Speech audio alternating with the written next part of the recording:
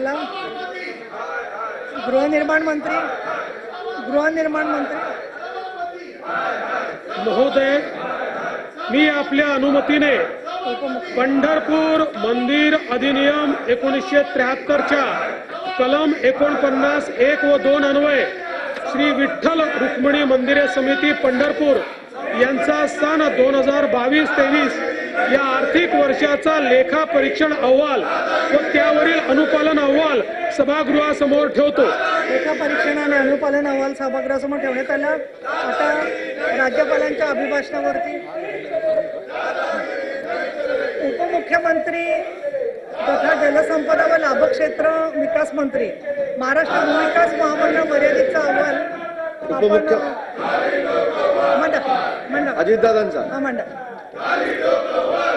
माननीय सभापती महोदय, आम्ही आपल्या अनुमतीने अर्थसंकल्पातील सर्वसाधारण चर्चेच्या संदर्भात विधानसभा नियमातील नियम 246(1) मधील 7 दिवसाच्या कालावधीची जी तरतूद आहे ती विधानसभा नियम 57 अन्वये स्थगित करण्यात यावी असा प्रस्ताव मांडू. प्रस्ताव मांडण्यात आला.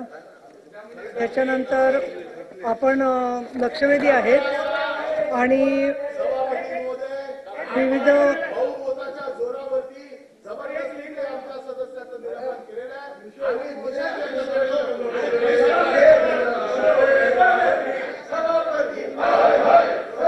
अभिभाषण राज्यपालांच्या अभिभाषणावर महोदय, महाराष्ट्र भूविकास महामंडळ मर्यादित पुणे यांचा सन 2021-22 या वर्षाचा लेखा परीक्षण अहवाल सभागृहासमोर ठेवतो. लेखा परीक्षण अहवाल सभागृहासमोर ठेवण्यात आला. राज्यपालांच्या अभिभाषणावरती चर्चेत भाषणं राहिलेली आहे. राज्यपालांच्या अभिभाषणावरची चर्चेची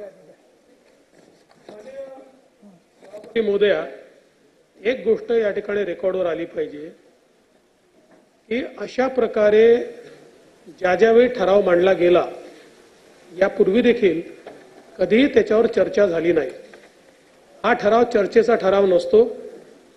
या ठरावावर आपण मतदान घेतो, त्याप्रमाणे आपण मतदान घेतलेलं आहे आणि जी काही कारवाई नियमानुसार झाली पाहिजे त्या नियमानुसारच ही कारवाई या ठिकाणी झालेली आहे.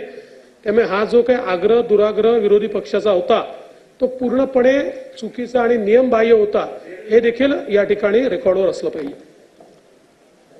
आज आमची गटनेत्यांच्या मीटिंगमध्ये चर्चा झाली होती. खरं तर गटनेत्यांच्या मीटिंगमधली चर्चा मांडत नसतो, परंतु आपण कोणतीच कुणाला संधी दिली नाही अशातला गैरसमज राहू नये त्या दृष्टिकोनातून गटनेत्यांच्या मीटिंगमध्ये काही लोकांवरती आम्ही ती जबाबदारी टाकली होती. परंतु त्या संदर्भामध्ये कुठलंही एक पुनर्विचार की आपण जे केलं तर अयोग्य आहे अशी कुठली भावना काही त्यांच्या वर्तनामधून दिसून आलेली नाहीये. किंबहुना गटनेत्यांच्या मीटिंगलाही ते अनुपस्थितच होते आणि काल सुद्धा सभागृहामध्ये दोन्ही जे प्रसंग झाले, सकाळच्या वेळेला क्रिकेटच्या संदर्भातला ठराव आल्यावर त्याला कुठलंही अंतिम रूप दिलेलं नसताना केवळ कोणी सूचना मांडल्यावरती एकदम सगळ्यांनी धावून जाणं आणि कुणालाच बोलू न देणं हा प्रकार होऊन परत माझ्यावरतीच पक्षपातीपणाचा त्यावरती भूमिका घेण्यात आली. दुसरं म्हणजे काल जो संध्याकाळी दुपारी प्रकार घडला तो अत्यंत क्लेशदायक होता आणि अशा वेळेला मी उपसभापती आहे, महिलाही आहे, एका महिला लोकप्रतिनिधीसमोर एक विरोधी पक्षनेता अशा भाषेत बोलायला लागला तर उद्या आमच्या जिल्हा परिषद महानगरपालिकांच्या महापौर आणि जिल्हा परिषद अध्यक्षांसमोर प्रत्येकजण अशा भाषेत बोलेल आणि आम्ही जिथे जाईल त्या ठिकाणी याच भाषेमध्ये जर का बोलायला लागले तर आम्ही तरी आता हळूहळू अनुभवामधून खूप कठोर व्हायला शिकतोय.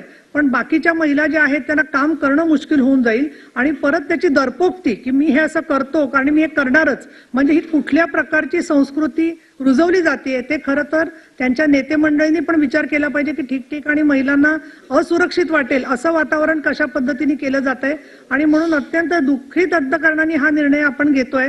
परंतु 5 दिवसाचं निलंबन का काय करायचं या संदर्भात सुद्धा आम्ही विचार केला आणि त्यामध्ये त्यांना अंतिम आठवडा प्रस्ताव की इतर कामकाजात भाग घ्यायचा असेल तर त्या दृष्टीने सुद्धा आम्ही मध्यम मार्गी असा त्यातून मार्ग काढलेला आहे.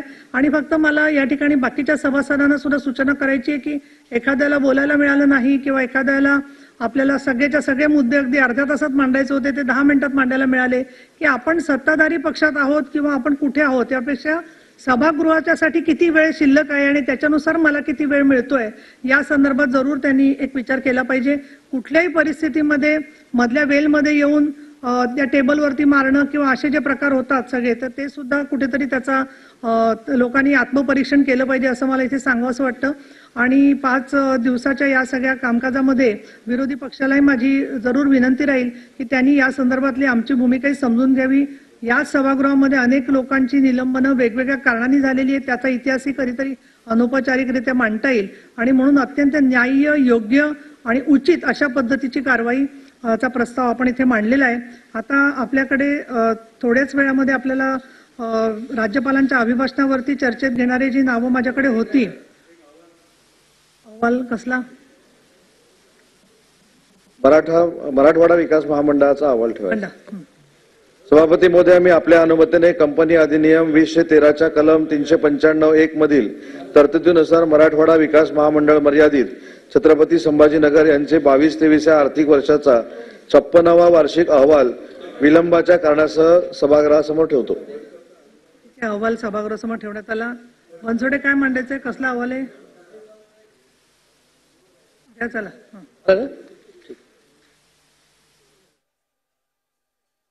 सदस्यत्व सन 2024च्या तृतीय पावसाळी अधिवेशनात 5 दिवसांकरता निलंबित करण्यात यावे, तसेच सदृह निलंबनाच्या कालावधीत बंदी टाकण्यात यावी. मी आता सभागृहाचा ठराव मतास टाकतो. अनुकूल असतील त्यांनी होय म्हणावे, प्रतिकूल असतील त्यांनी नाही म्हणावे. होयचे बहुमत आहे, होयचे बहुमत आहे. ठराव संमत झाला. ठराव संमत झाला.